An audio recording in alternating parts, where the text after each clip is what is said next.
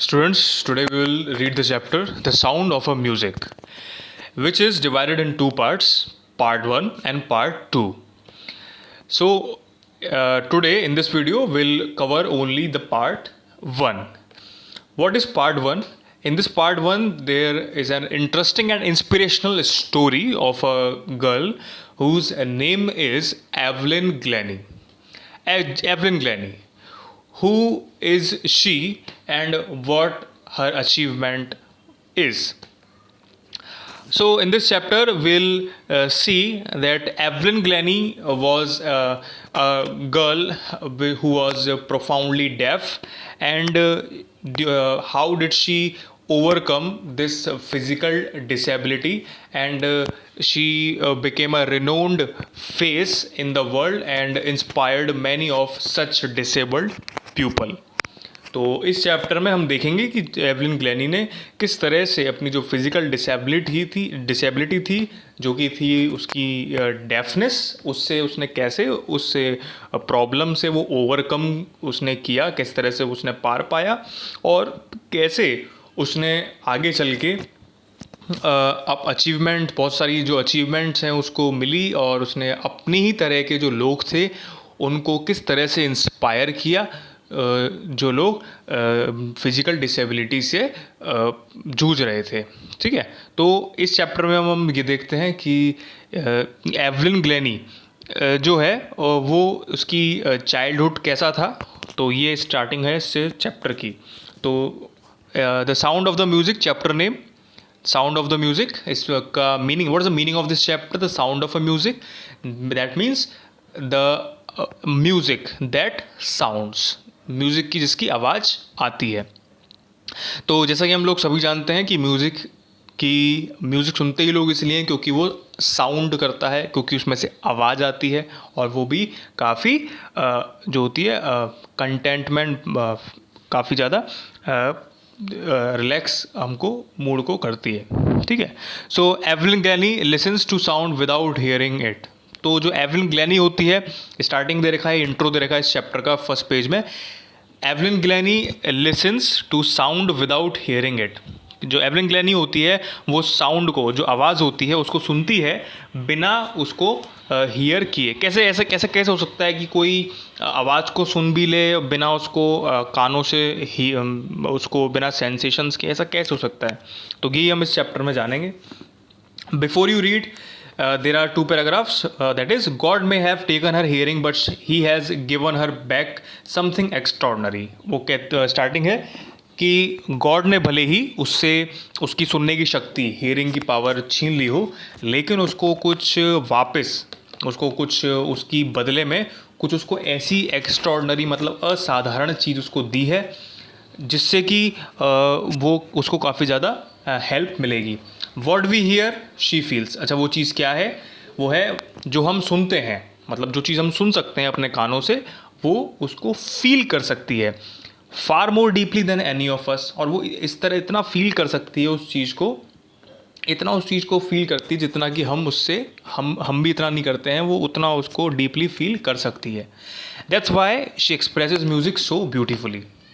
और इसीलिए वो जब इतना अच्छी तरह से डीपली फील कर सकती है तो वो उस म्यूज़िक को इतनी अच्छी तरह से जो है उसको प्ले कर पाती है, एक्सप्रेस कर पाती है इतनी सुंदरता के साथ. Next para. Read the following account of a person who fought against a physical disability and made her life a success story.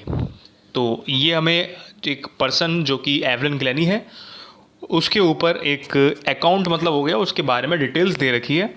Who fought, जिसने लड़ा, अगेंस्ट अ फिजिकल डिसेबिलिटी के से उसने जो लड़ाई करी है, और उसके बाद उसने अपनी जो लाइफ है वो कितना उसको वहाँ पे सक्सेस मिली है. तो let's start. Rush hour crowds jostle for position on the underground train platform. मतलब रश आवर का मतलब जब काफ़ी ज़्यादा, जब कहते हैं कि ज़्यादा ट्रैफिक जब होता है, काफ़ी जल्दी में जो कोई चीज़ होते हैं लोग, क्राउड, तो उसे हम कहते हैं रश आवर. ठीक है. तो जॉसल का मतलब हो गया इसमें धक्का मुक्की करना. ठीक है, चाहो तो आप लिख भी सकते हो उसको पेंसिल से हिंदी में कहीं भी साइड से छोटा सा, कि जॉसल मतलब होता है धक्का मुक्की करना. तो जब सुबह का समय था, उस समय जो भीड़ थी, जो क्राउड था, वो काफ़ी ज़्यादा धक्का मुक्की कर रहा था। किस लिए धक्का मुक्की कर रहा था? For position on the underground train platform. कहाँ पर? जो ट्रेन है जो कि अंडरग्राउंड चलती है, अंडरग्राउंड प्लेटफॉर्म में जो ट्रेन चलती है, वहाँ पे जो भीड़ थी वो आपस में धक्का मुक्की कर रही थी, जिससे कि उसको ट्रेन में जगह मिल जाए। अ स्लाइट गर्ल, मतलब एक पतली सी लड़की थी, एक छोटी सी पतली सी लड़की जो थी, लुकिंग यंगर देन हर 17 ईयर्स, जो कि 17 साल से भी कम उम्र की लग रही थी। वो काफ़ी ज़्यादा वॉज नर्वस, काफ़ी ज़्यादा कैसी थी? वो नर्वस थी, येट एक्साइटेड, और काफ़ी ज़्यादा वो एक्साइटेड भी थी, उत्सुक भी थी। क्यों? As she felt the vibrations of the approaching train, क्योंकि उसको जो ट्रेन आ रही थी वहाँ से, स्टेशन पे, अप्रोचिंग मतलब होता है पहुंचना। तो जब ट्रेन पहुंच रही थी तो उसके जो वाइब्रेशंस होते हैं ना, तो उसको फील कर सकती थी वाइब्रेशंस को, उसको पता चल गया कि ट्रेन आ रही है, और इससे वो काफ़ी ज़्यादा एक्साइटेड भी हो रही थी। अच्छा, क्यों आगे पता चलता है हमें। It was her first day at the prestigious royal academy of music in London. इसमें लिखा हुआ है कि जो एवलिन गिलेनी थी वो रॉयल अकेडमी ऑफ म्यूज़िक में एडमिशन के लिए जा रही थी वहाँ पे, जो कि लंदन में है, और उसका वो पहला दिन था। And daunting enough for any teenager fresh from a Scottish farm, और काफ़ी ज़्यादा ये कैसा था, काफ़ी ज़्यादा ये घबराहट जिससे हो जाए लोगों को, ठीक है, काफ़ी ज़्यादा फ्राइटनिंग हम कह सकते हैं, जिससे लोगों को काफ़ी ज़्यादा जो है घबराहट भी हो जाती है। क्यों? क्योंकि वो जो लड़की थी, जो एवलिन गिलेनी थी, वो जो थी वो कहाँ से थी? स्कॉटिश का मतलब इसमें बताया गया स्कॉटलैंड। वहाँ पे एक देश है स्कॉटलैंड, सभी ने सुना होगा, देयर इज अ कंट्री उस नेम स्कॉटलैंड। स्कॉटलैंड में क्या होता है कि थोड़ा वो फार्म एरिया होता है वहाँ पे, जहाँ पे खेती बाड़ी होती है। तो वो वहाँ की लड़की थी। अब जो जहाँ पर जा रही थी वो रॉयल अकेडमी ऑफ म्यूज़िक जो कि लंदन में है, वो एक तरह से हम कह सकते हैं कि एक अर्बन, एक काफ़ी जो है वहाँ से एक लाइफस्टाइल वहाँ की, और जो लंदन में लाइफस्टाइल थी, काफ़ी ज़्यादा वहाँ पे डिफरेंस था। तो वो लड़की स्कॉटिश फार्म, वहाँ पे खेतीबाड़ी के जो वहाँ पे लाइफस्टाइल है, जो वहाँ की जगह है, वहाँ से बिलोंग करती है, और अब वो लंदन में जा रही है। तो वो काफ़ी ज़्यादा इसलिए उसके लिए थोड़ा सा बेचैनी वाला चीज़ भी ये थी। टीनेजर का मतलब हो गया इसके अंदर, टीनेजर मतलब क्या हो गया कि जो जैसे 17 या 16-17 साल के जो बच्चे होते हैं उनको बोलते हैं टीन। तो टीनेजर एक एज होती है। But this aspiring musician faced a bigger challenge than most, she was profoundly deaf. लेकिन चलो ये तो था ही कि वो लाइफ स्टाइल के चेंजेस थे उसमें, इसलिए वो थोड़ा सा जो था बेचैन करने वाली चीज़ थी। लेकिन ये इसने जो म्यूजिशियन है, एस्पायरिंग म्यूजिशियन जो एवलिन है, उसने इससे बिगर चैलेंज भी फेस किया था, जो कि क्या था कि she was profoundly def.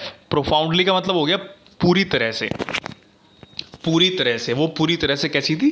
Def, मतलब सुन नहीं सकती थी वो पूरी तरह से, ठीक है। So this is the first paragraph. In the second paragraph, Evelyn Glennie's loss of hearing had been gradual. अच्छा, उसमें बताया गया है कि जो एवलिन गिलेनी की जो सुनने की शक्ति थी वो एक साथ नहीं गई थी, अचानक से उसकी वो पूरी तरह से वो डेफ नहीं हुई थी। वो जो थी धीरे धीरे ग्रेजुअल का मतलब क्या हो गया इसमें? ग्रेजुअल का मतलब हो गया क्या? धीरे धीरे, स्लोली उसके अंदर डेफनेस जो थी वो आई। Her mother remembers noticing something was wrong when the 8-year-old Evelyn was waiting to play the piano.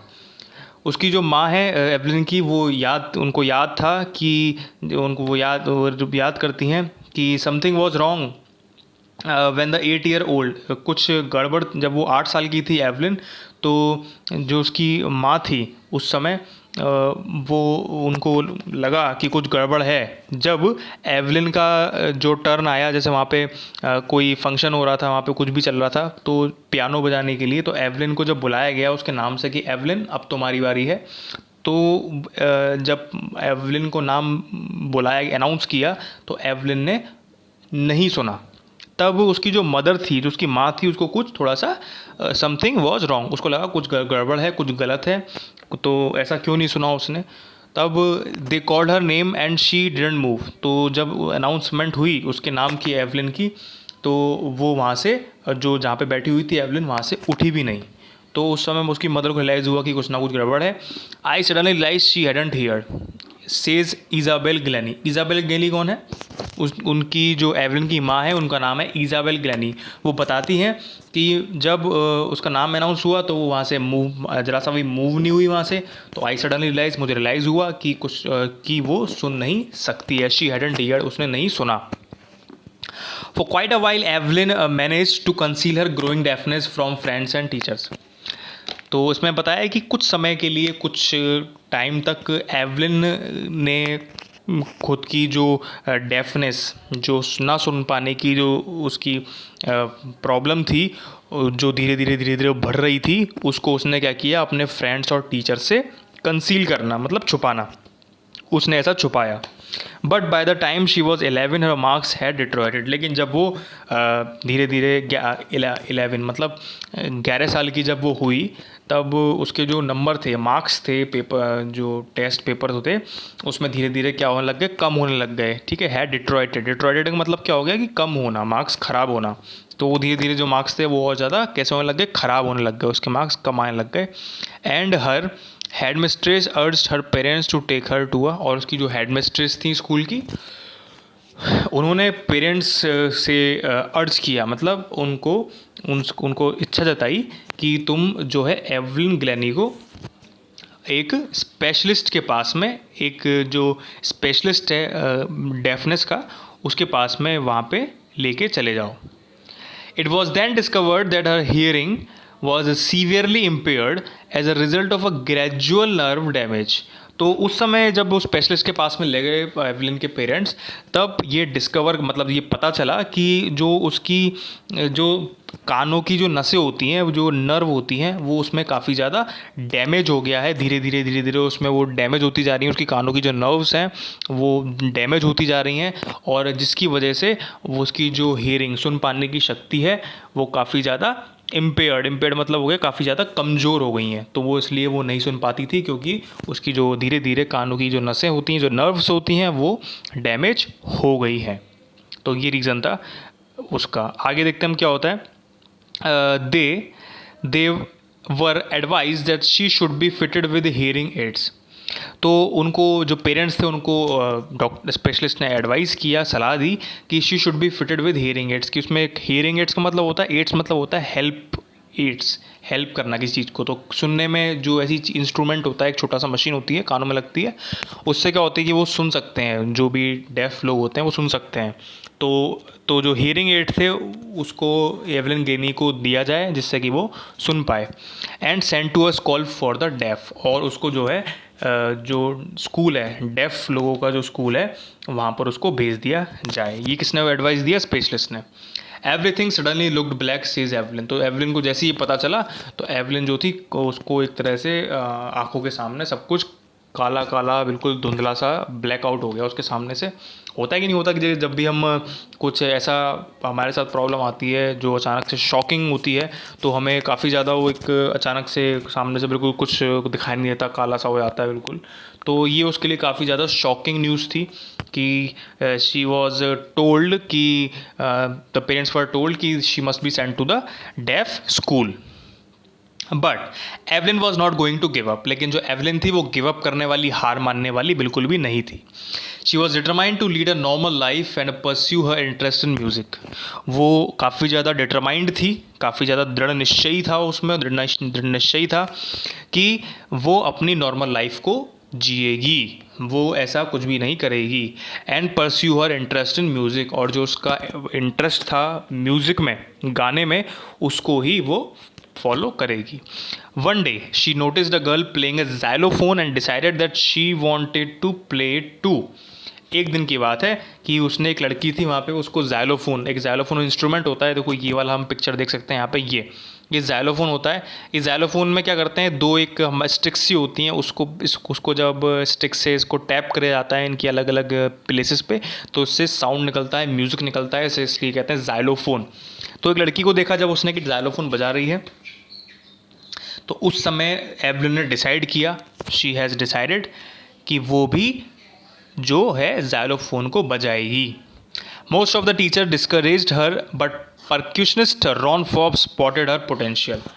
बहुत सारे टीचर्स थे जिन्होंने एवलिन ग्लैनी को डिस्करेज किया कि तुम नहीं बजा सकती हो, मना करते हैं ना कोई, बहुत से होता है नहीं तो कैसे बजा लेगी, ये तो सुन ही नहीं सकती है, तो डेफ है, ये कैसे बजा लेगी। तो उस तरह से उन लोगों में बहुत से लोग टीचर्स थे जिन्होंने उसको डिस्करेज किया, ठीक है, उसका जो उसका हौसला था वो तोड़ने की कोशिश करी। लेकिन एक वहाँ पर पर्सन था जिसका नाम है रॉन फॉर्ब्स परक्यूशनिस्ट थे वो। परक्यूशनिस्ट कौन होते हैं? जो कि ऐसे लोग जो कि ड्रम या तबला इन सबको बजा पाते हैं, ठीक है। तो जो इंस्ट्रूमेंट्स, एक से ज़्यादा इंस्ट्रूमेंट्स जो बजा पाते हैं उन्हें बोलते हैं परक्यूशनिस्ट। तो रॉन फॉर्ब्स वहाँ पे थे। उन्होंने देखा कि वही एक ऐसे पर्सन थे जिन्होंने एवलिन ग्लैनी के अंदर का जो पोटेंशियल है, जो उसका जो जज्बा है, उसको पहचाना।